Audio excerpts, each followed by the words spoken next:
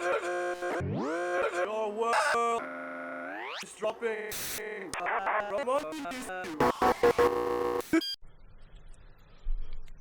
Gentlemen, please refrain from relieving yourself in the steam room. Yeah, I'm going to read that again. Gentlemen, please refrain from relieving yourself in the steam room.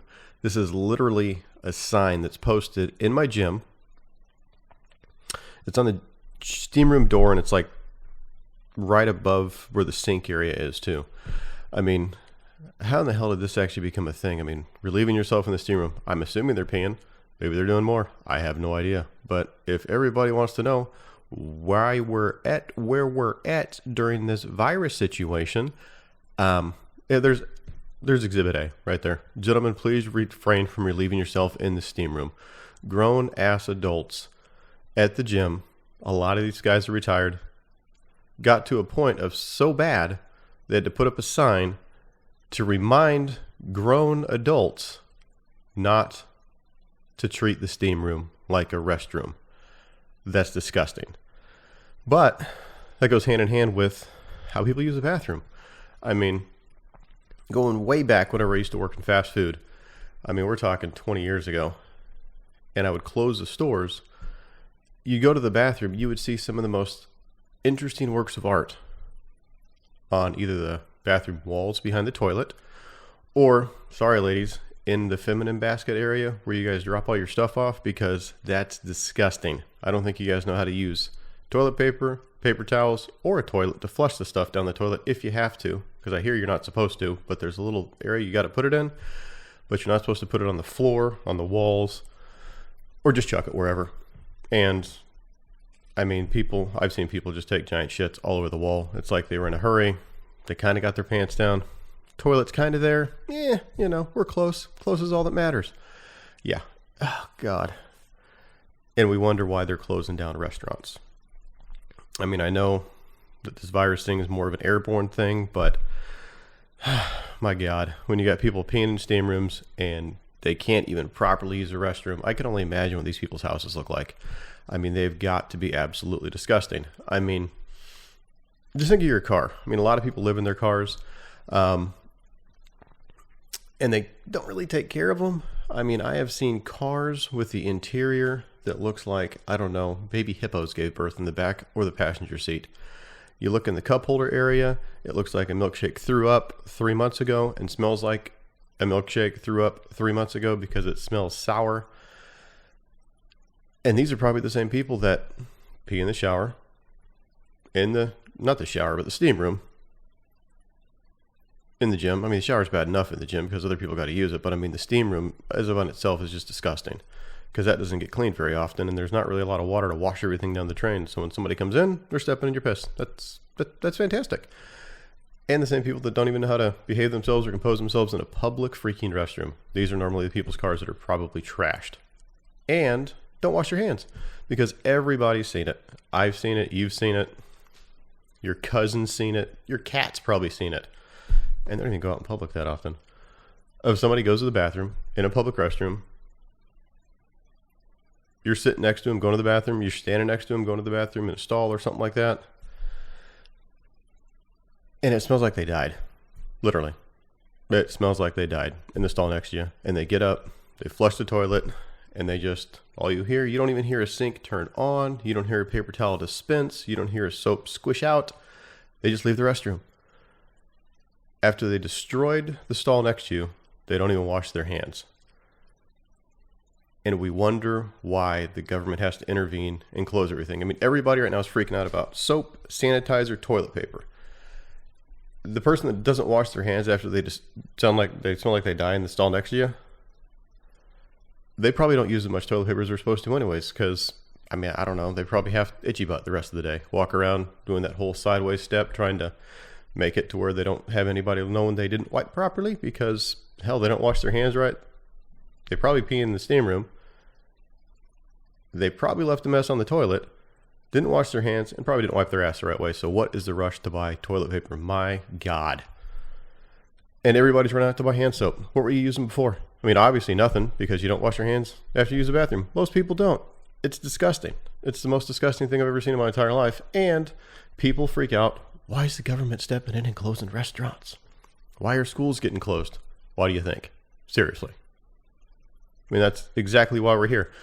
I mean, there was a study what was it, a couple months ago? It was CDC released something. It was really high rates of, like gonorrhea and chlamydia, I think, in the U.S. I mean, like rates were just astronomically high compared to what they've been because we have all the education. I mean, practice safe sex measures. Don't just be a whore and sleep with everybody that you can.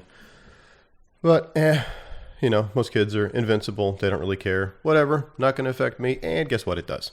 I mean, college campuses have some of the highest STD rates anywhere. And it's even lifting up among retired people. Like if you're 60, if you're 70, if you're 80, I guess. Invent a Viagra. Hey, let's go have some fun. What's protection? And old people get the clap. And we wonder why we're here. Well, I mean, the upside to everything, I guess, is it's kind of like going back to basic hygiene class when you're a kid. The government gets to teach everybody how to wash their hands, clean their areas around them, and have good public hygiene to where, I don't know, cover your mouth when you cough instead of just coughing straight into people's faces, or don't go to work when you're deathly ill. And everybody's had that happen. You go to work, the person shows up, they literally look like they just woke up out of their coffin. Eyes sunk back in their heads, black circles under their eyes, just runny nose, stuffed nose, their face looks like it's a fever. And guess what? The flu spreads to everybody in the next week and a half. Just because they couldn't, I don't know, take medication, get some rest, eat a salad, take a vitamin, anything. Nope. And that's just what people do. It's crazy. I mean, but like I said, the upside, we're getting basic general hygiene given to us by the government. You get to see posts of businesses all over the place posting about how they're deep cleaning their businesses now. Were you not cleaning before?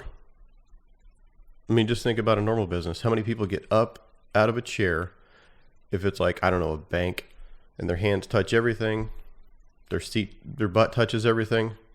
And remind you, these are the people that just went to the bathroom, blew it up, didn't wash their hands, and are now signing up for a bank account. And did the bank not clean that chair forever until just now? And I mean, think about the gym. I mean, I'm at least the nice guy that if I'm sweating all over a machine, I'm wiping it down because that's just gross. I mean, my gym has sanitizing little spray bottles and wipes, and you can wipe them on the ellipticals and the gyms and the benches and everything else like that you normally would do before all this happened. But you know the people that don't. I mean, there's the people that are just sweating, and you go to touch a bench, and it's just dripping like somebody poured a bottle of water on it, but a greasy bottle of water.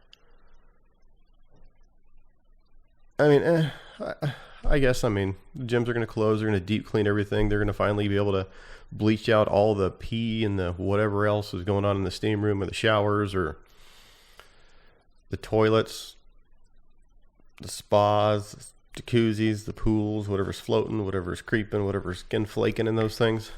I mean, at least they get a chance to finally deep clean everything if they're going to be closed for a couple weeks.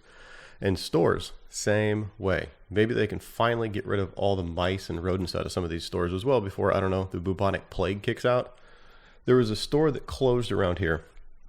It was closed by the health department.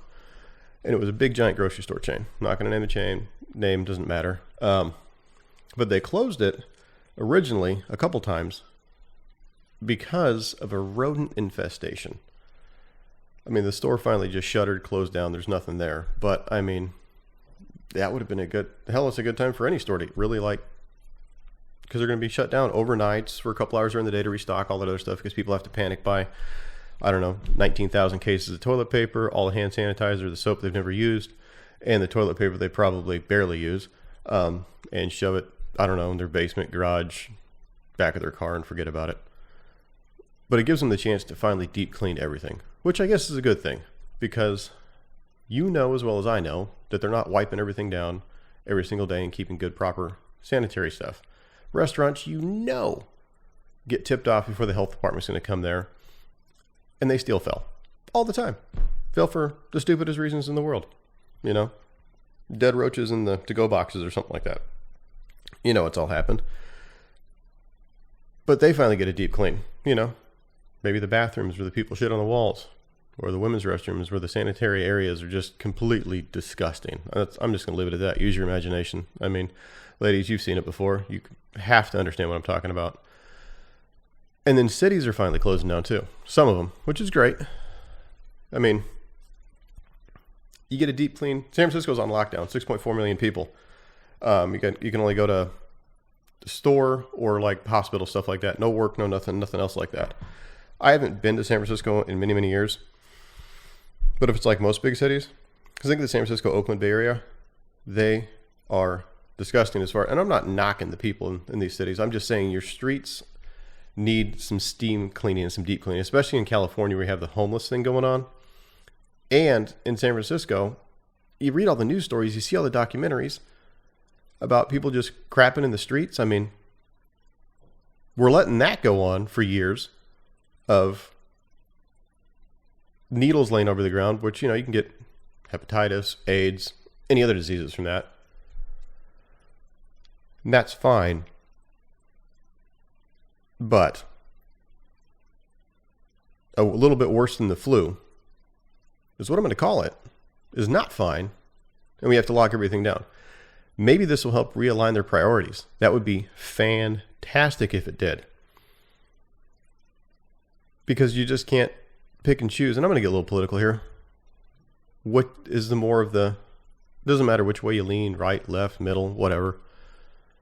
There's a right way to wrong way to do things. And letting addicts and people literally crap in the streets and piss in front of people's businesses is not the best policy. I don't care what side you're on. These people pay taxes. They have children. For the betterment of society, that's not what you want society to be. But we let that allow, then we go to one extreme and pretty much impose a 24-hour lockdown on citizens that are taxpayers, because you never know. Your policies that let people poop and pee in the streets might be kind of what let this happen, and you're freaking out because you're like, what do we do if this goes loose? And you can't have it both ways. You can't have both sides of the coin. It's either always got to be something you're going to be working on cleanliness and getting people off the streets and making for the betterment of society, or you're not. You can't have it both ways. And that's just where I'm going to leave it at that. It's great that cities are going to finally be able to clean themselves up a little bit, hopefully. If New York goes into lockdown, whatever. You can't even buy a 32-ounce soda out there, I don't even think. I mean, if you want to know a little more, I'm in Illinois. We don't have the best tax policies, governmental policies, debt management policies. And we reacted a little bit. We shut down restaurants, gatherings more than 50, bars, gyms. It's for 2 weeks-ish. Schools are closed. I mean, I feel it really sucks for people that have jobs that this is going to affect. So if I was to tell anybody anything, just go do the takeout, buy the gift card thingies that people are talking about to help support your local small businesses. Take measures to where you're not going to be infecting other people if you don't feel good. I mean, my God. Don't be the guy that doesn't wash his hands, that pees in the shower, that has a trashed car, or the gal.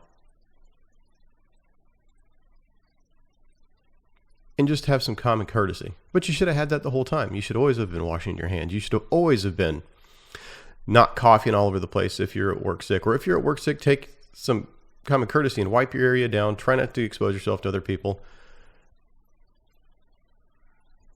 It's just human decency. But, I mean, the world doesn't have any of that anymore. Maybe it'll come back. That would be super fantastic. But that's it for this one. I just wanted to actually get something on my channel. I would have recorded it on a camera. This editing stuff's really, really hard. So I'll get my camcorder going here shortly. This is the first episode. This is No Discretion. This is your host, T.O.K. No, it's not on TikTok. I'll get into what exactly my name is probably the next episode. But I wanted to at least get something out there because I've been talking about doing this. This is my own personal podcast. It just lets me dump my feelings out there after a long week. It's probably going to be a week, maybe once or twice a week. Nothing huge, nothing great. I'd prefer to actually talk 30 minutes or so. This is a short one because, like I said, it is my first one. And